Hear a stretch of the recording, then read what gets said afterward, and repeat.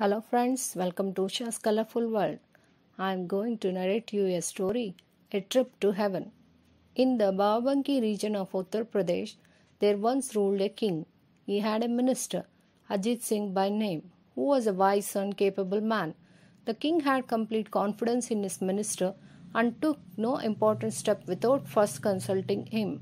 But this only made the other courtiers jealous. Led by a man called Surajmal, they were constantly hatching plots to get rid of Ajit Singh. One day, Surajmal and his friends made a plan. They all went to the king and said to him, "Sir, your minister Ajit Singh has become very conceited. Only the other day he was boasting that there is nothing in the world he cannot do." "I do believe he is right," observed the king. "Ajit Singh is a very capable man, you know. But, sir, he claims to be cleverer than you and says that even you cannot do what he can." Now the king was, in truth, rather dim-witted, but he liked to imagine that he was the cleverest man on earth. When he heard this, he was furious. "Oh, is that so?" he said. "Very well, I shall soon teach the rogue a lesson. Sir, if I may make a suggestion, you could send him to a task that nobody can accomplish. That will show him that he is not so great after all," said Surajmal. "That's a good idea," said the king. "Think of an impossible task and let me know." Surajmal and his friend filled up a large room with a cotton and went to the king. "Sir, we have filled a room with cotton." They informed him, "You may order Ajit Singh to spin all the cotton into yarn by tomorrow." The king sent for Ajit Singh and said, "I order you to spin all the cotton in that room into yarn by tomorrow night, failing which your head shall be struck off."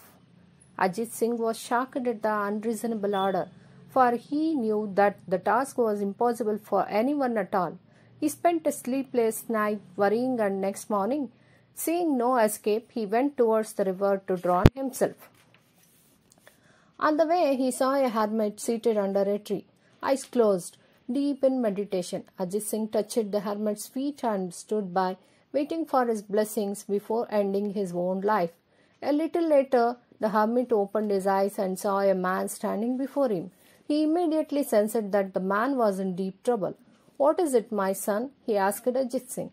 After Ajit Singh had related the story, the hermit said, "Do not lose heart, my son. Take this spinning wheel, go back to the palace and do as the king has ordered, and take this sickle and spade too, for you may be needing them soon." Thanking the hermit, Ajit Singh took the things and went back to the palace. He went to the room filled with cotton and, using the spinning wheel the hermit had given him, sat down to spin the cotton into yarn. But no sooner had he done so than the wheel began to spin at a tremendous speed. Before Ajit Singh's astonished eyes, the cotton began to be consumed and converted into neat reels of yarn. In the evening, when Surajmal came with his companions to take a look, he was amazed to find that the entire cotton had been spun into yarn. Surajmal had his companions went to the king and reported, "Sir, Ajit Singh has somehow managed to spin all the cotton into yarn. But now he has become more conceited than ever. We would suggest that he be given a task that is truly impossible for anyone to carry out. If your majesty pleases, he may be ordered to harvest the entire crop in the royal farm by tomorrow." Pleased at the suggestion, the king immediately sent for Ajit Singh and ordered him to harvest the entire crop on the royal farm by the following night, failing which he would be hanged. The royal farm was so large that it took 100 men 1 full week to harvest the crop. Next morning, taking the sickle that the holy man had given him, Ajit Singh went to the farm. He caught a handful of stalks and began to cut them. But no sooner had he done so than the sickle flew from his hand and started cutting the stalks of grain at lightning speed. Before the day was out, the entire crop had been harvested and tied into a neat bundles. When Surajmal saw what had happened, he knew that it was not easy to defeat Ajit Singh by such means. So Surajmal and his friends again put their heads together and came up with yet another scheme. This time they were sure there could be no escape for Ajit Singh. They went to the king and said, "Sir, we now see that Ajit Singh is no ordinary man and he can do things that other people cannot even dream of. Sir, why don't you send Ajit Singh to visit your parents in heaven and to bring back news of them?" The king quite liked the idea and asked Surajmal how the journey could be made. "That is no problem, your majesty," replied Surajmal. "The platform outside your palace is directly below the entrance to heaven. Let Ajit Singh be placed on the platform and covered with wood. When the wood is set alight and ghee poured over it, the smoke will carry Ajit Singh straight to heaven. As for the return journey, we are sure Ajit Singh is clever enough to find his own way back." The king called Ajit Singh and told him to be ready for the journey to heaven on the following morning. That night, Ajit Singh took the spade and began to dig a tunnel from his house to the platform outside the palace. But no sooner had he started digging than the spade began to dig by itself at great speed, and before the night was out, the tunnel was complete. Ajit Singh then went out to the platform and covered the open end of the tunnel with twigs and grass topped with a layer of earth, so no sign of the tunnel was visible. Next morning, in full view of a large crowd that had gathered to watch the journey, Ajit Singh was placed on the platform. Stacks of wood were piled all round him, but Ajit Singh called for more and more wood, saying that this much would take him only halfway to heaven, so more and more wood was heaped over him till he was completely hidden.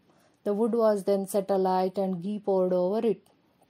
When dense smoke rose from the fire, Surajmal pointed out to the king, "See, your majesty, there goes Ajit Singh to heaven riding the smoke." Meanwhile, as soon as the wood was set alight, Ajit Singh had quietly entered the tunnel and made his way back home. A month went by. Everybody had forgotten about Ajit Singh when suddenly one day he returned up at the king's court. Surajmal and his friends were struck dumb with terror and amazement, for they thought they were seeing a ghost. "Your majesty," began Ajit Singh, "your parents are well in heaven and your father is king there too. But he has one problem. He has no able minister to assist him. When I told him of the clever way in which Surajmal had sent me to heaven, your father expressed a desire to have him there as his minister. Hearing this, the king ordered, 'Send Surajmal to heaven immediately, for my father needs him there.' And before he quite realized what was happening, the struggling Surajmal was tied with a rope and carried off to the platform outside. Wood was piled high over him and set alight. When dense smoke rose from the fire, people began to shout, 'Look, look, there goes Surajmal to heaven, riding the smoke.' Surajmal was indeed on his way to heaven, but for him the problem of a return journey did not arise. Thank you.